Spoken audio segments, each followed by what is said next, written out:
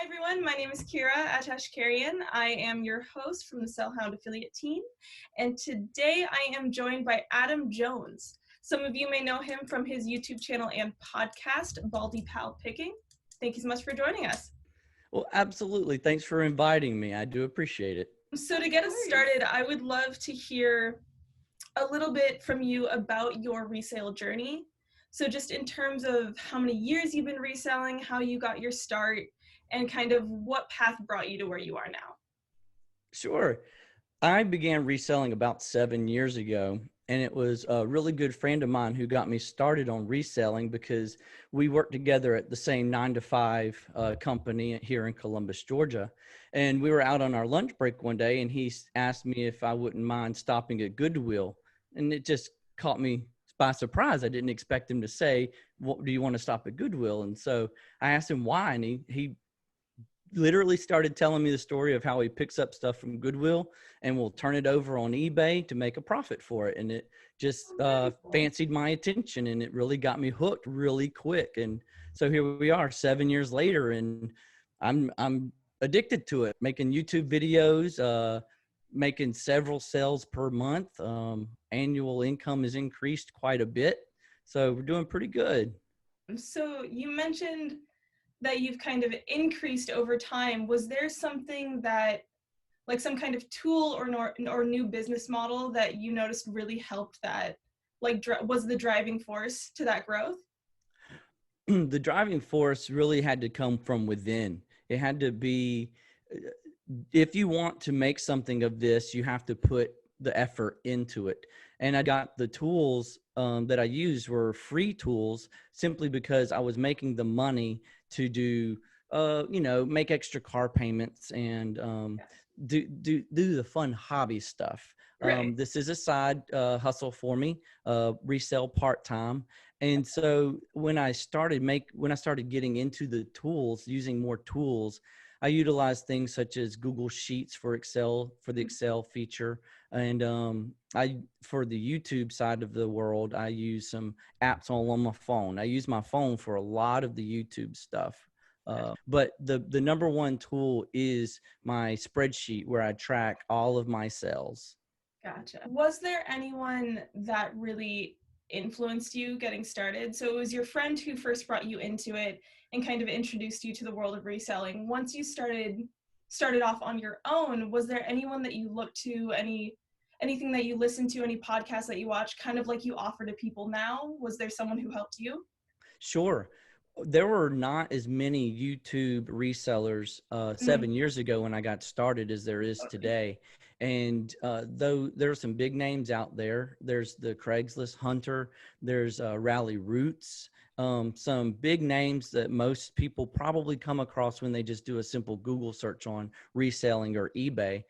Today, there's hundreds of YouTube channels out there, and they're all in their own way, shape, and form very informative. And you can learn from each and every one of them, depending on the category you want to resell in. So just on that, what is your main category that you usually go to? 7 years What's your ago, first? it was men's clothing. I Gotcha. got started in men's clothing because shopping on your lunch break for 30 to 45 minutes, it's easy to just quickly go through the racks looking for high-end name brand clothes. Right. 7 years later now, I actually am liquidating all of the clothing I have in my inventory, and I'm focusing all of my interest on electronics. I Oh, have an IT degree, and I work in IT for the company that I work for. And so I know electronics. I guess you could say I know how they work. I know how they tick. I know how to look at them, fix them, and get them working if they don't work. And they bring a lot more money in than selling a shirt or selling a pair of pants. And that's in fact, that would be one of my first tips to any new resellers is start with what you know. If you definitely. know shoes, because maybe you're just a Jordan fan and you've got a collection of Jordans, Jordans, start with what you know what the market value is, you know what they should go for. I started with men's clothes simply because it was plentiful, lots to Mhm. choose from.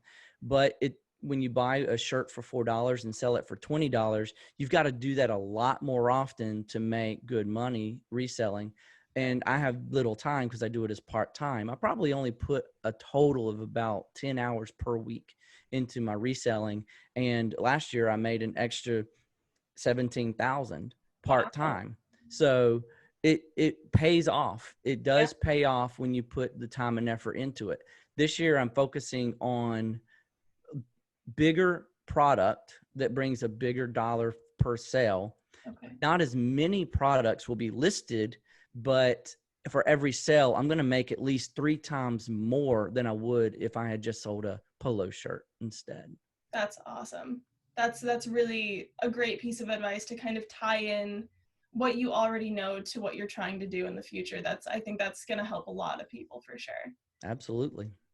So kind of going on that as we're steering towards tips to new sellers, is there anything that you see a lot of new sellers doing right off the bat that you always want to advise against? Sure. There's a lady that approached me and asked if I could kind of mentor her. Mm, She also works in our office. And I said, sure, I don't mind if you want to ride with us on the lunch break to Goodwill, and we can talk through a few things. And totally. so the one thing I would advise to new resellers is you can't resell everything that has a profit. Gotcha. You will go into debt faster trying to build up an inventory of just anything that could potentially bring in a buck. Be picky, and if you're just starting off, be picky and I would say have a threshold. Give yourself a budget to start with. If you're just starting out, start with a budget Mhm. and make some sales, then your budget will increase. And then over time, you're going to turn those sales into more money and more budget that you can put back into reselling, and be very tight on that budget too. You make a sale and that budget will grow and increase. It will happen. It's not immediate money. It's not an Mhm. immediate thing. Be patient, stick to it, and it will flourish. Gotcha. So kind of letting your earnings and letting your business growth dictate what you spend and what you invest. hmm I would say your budget could be a percentage. So instead of just saying $20, say 20%. So if you brought in $200, then Mhm. your budget should now be 20% of that 200. But if the next month you only brought in $100, then you should let your budget just stick at that 20%. Right. Okay, awesome. I think that's a perfect way to go about that. hmm So when you were starting out, when you were first getting invested into reselling, and I know you've mentioned a couple times that this is still only kind of like a side gig for you other than your regular day-to-day job. Sure. But I mean, you're kind of a bigger name in reselling. So was that always kind of the dream for you to be a reselling influencer, or how did that happen for you? I am a people person. I am a Hmm. big extrovert, and I enjoy telling people my story.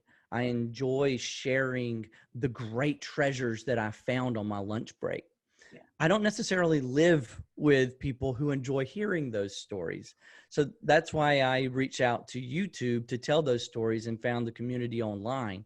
Gotcha. There is good growth if you have good stories to tell. Mhm. And there are people out there who want to hear your story. I actually have a weekly YouTube live show, which I do into an audio podcast as well. And what I tell my guests is, if you have a story, tell it. People like to hear a good story. They're enthralled by a good story to tell. Sharing your treasures, when you pick up something for $1 and you can turn it into $40, people are amazed by that. They're looking for those stories to listen to and to watch. And that's what I want to find in my growth. I want organic growth of people who just genuinely like to hear the stories I have to tell.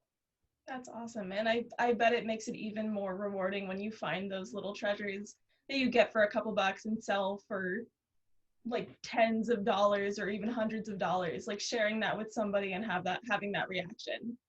That makes it Absolutely. even more fantastic. And I love the support that the YouTube crowd brings in. You have a core support group that I can count on to be in my show, in my chat, to listen and to help bring in others to listen to it. And I appreciate that support from them very much.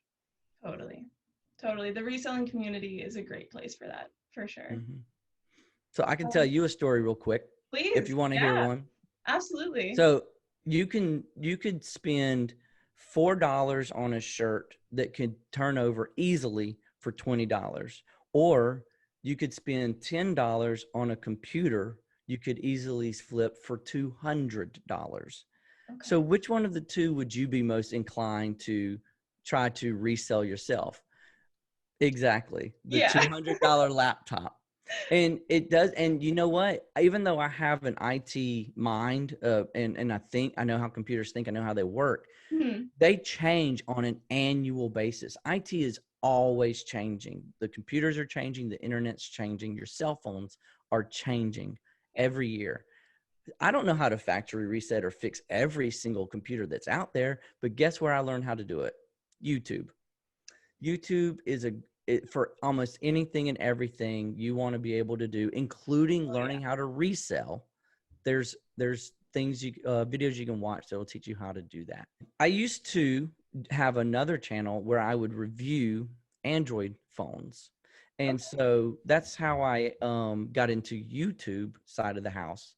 And the Android devices and or any cell phones, these are just as good as a laptop these days, to be very honest with you.